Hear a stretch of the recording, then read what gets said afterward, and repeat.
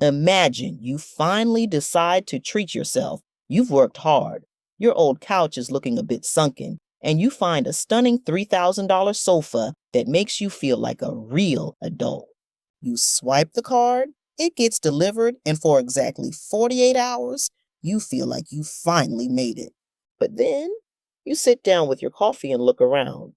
Suddenly, your coffee table, the one you've had since college, looks pretty shabby next to that velvet. The rug underneath it looks like a stained rag. Even the curtains, which were fine last week, now look cheap and dated. Within 2 months, that $3,000 treat has forced you to spend another $7,000 on a rug, a table, new lamps, and a professional paint job just to make the room feel consistent again.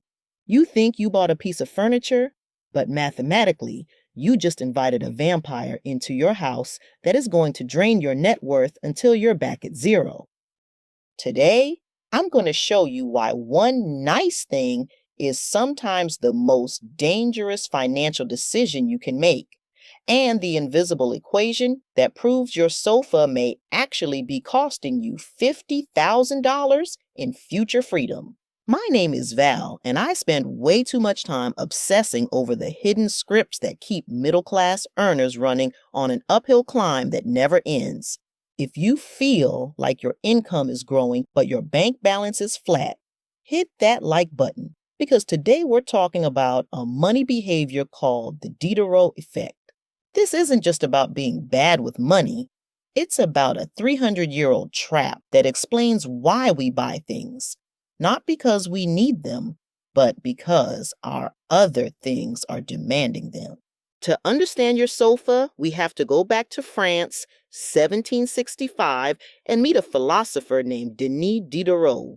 He was brilliant but broke, until the Empress of Russia bought his library and made him wealthy overnight. The first thing he did was buy a beautiful scarlet robe. But as he read in his study, he noticed his old wooden desk was scratched and rotting. It just didn't match the elegance of the robe. So he bought a mahogany table. Then the table made his rug look like a rag, so he bought a Damascus rug. He systematically replaced every item he owned until he was broke again. He famously stated that he felt like the new robe was controlling his life. Quick check. Have you ever bought one anchor item, a new car, a new suit, or a piece of tech, that suddenly made everything else you own look like it belonged in a dumpster? Let's look at another example that can add up quickly. Small kitchen appliances. It usually starts with one upgrade, something practical, even justified. Maybe it's a high-end blender or a stand mixer that feels like a long-term investment. And at first, it works exactly as intended. The kitchen feels more capable, more complete. But then, over time, more tools start to appear. A food processor for convenience, an air fryer for speed, a juicer for health, each one solving a very specific problem. And individually, none of them feel excessive. In fact, each purchase can be explained. Each one makes sense on its own. But collectively, something begins to shift. The countertops start to fill up. Cabinets become harder to close. And the space that once felt simple and functional starts to feel slightly overwhelming, even harder to use. And that's the part most people don't anticipate. The problem isn't any single appliance. It's the accumulation of small, reasonable decisions, slowly changing the entire environment. And once the environment changes, your expectations change with it. What used to feel like enough no longer does. People only see the entry fee, the price on the receipt, but every possession costs money twice. First, there's the lifestyle multiplier effect. A luxury sofa requires support items, professional cleaning, specific fabric protectors, and often an entirely new room aesthetic to match its status. If you factor in these chain reaction costs, that $3,000 sofa actually represents a $10,000 commitment to your identity consistency. Second, there is implicit rent. A luxury item deserves high surroundings, right? A large sofa takes up roughly 40 square feet. In an urban area, you are paying $30 to $50 per square foot annually for the space your furniture occupies. That means you're paying $1,200 to $2,000 a year just to store a place to sit. That $10,000 isn't just $10,000. Over 15 years, money like that could quietly grow into $30,000, maybe even $50,000. You didn't just buy a sofa, you bought a sofa instead of $50,000 of future freedom. So why can't we just have a nice sofa and keep the old rug? It's because of identity consistency.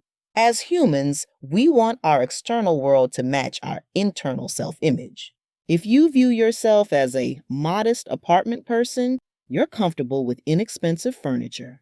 However, when you buy that anchor item, the high-status sofa, you shift your identity. You are now a luxury home person. The sofa creates a type of tension. Every time you look at your old stuff next to the new sofa, your brain produces a dissatisfaction loop that can only be closed by spending more money. Modern marketing is designed to trigger this loop with surgical precision. So now, let's look at your real hourly wage. If you make $30 an hour, but after taxes, gas for your commute, and work-related expenses, you only take home $10 an hour. That $10,000 sofa spiral costs you more than money. It costs you 1,000 hours of your life. That's 6 months of sitting in traffic and dealing with passive-aggressive emails. And for what? Just to pay for a piece of velvet that you're now too afraid to let your pet sit on. So, how do we break the spiral? You need 3 pillars. These pillars will act as firewalls to prevent the spending spiral. Pillar number 1. Before buying any upgrade, write down the full system cost. If you buy the sofa, will it demand a new rug, new paint? If the total system cost is more than you can pay in cash today, consider not buying the anchor item. Pillar number 2, buy one. Give one or cap your inventory.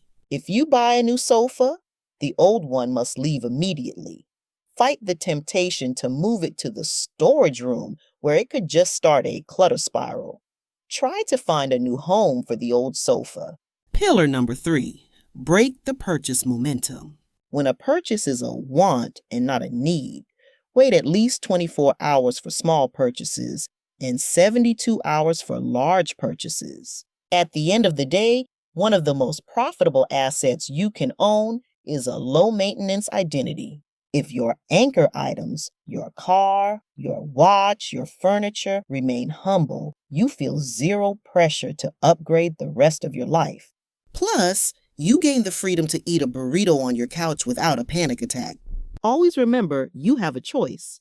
You can be the curator of a museum, spending your peak earning years servicing objects that will eventually end up in a landfill.